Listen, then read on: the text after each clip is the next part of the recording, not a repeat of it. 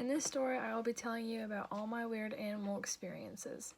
The first story starts off with me and my sister Shay, and we were playing on our trampoline, and by our trampoline there's a pear tree, and for fun we would pick them off the ground when they would fall and feed them to our dog. So we were playing on the trampoline and we thought we heard a pear fall down, so we got off to check. Turns out it was not a pear, it was a big black snake. And so we both ran onto the trampoline thinking we were safe, but I guess snakes can climb because it started climbing up our steps, or slithering up our steps, and we started screaming, and luckily our dad heard us and came to our rescue.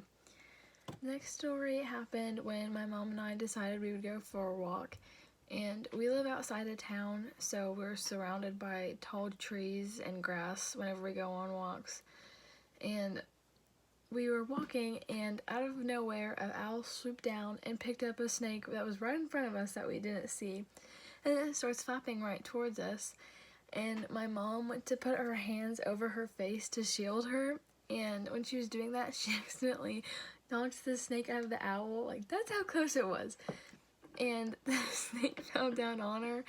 And I will never forget that day. And she will not go on a walk with me ever since then.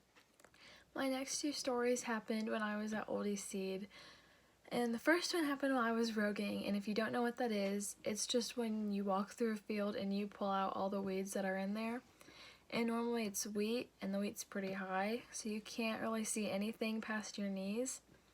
So I was walking a field, and all of a sudden, like, two birds just popped up out of the wheat.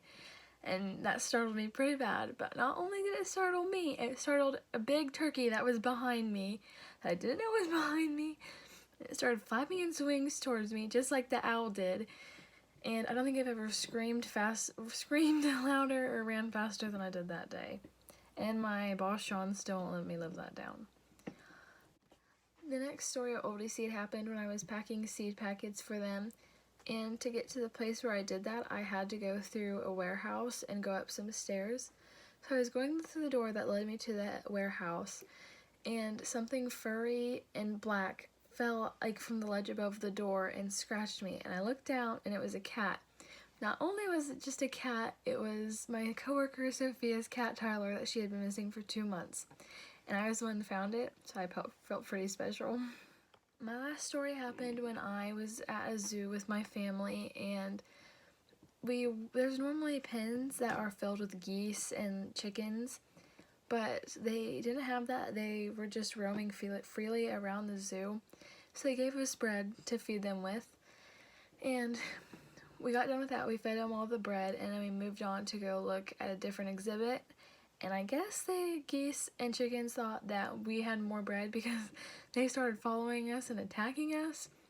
And eventually my dad just kicked them all off, and we have never been back there ever since then. Thank you for listening to my story about all my weird, crazy animal experiences. I hope you enjoyed.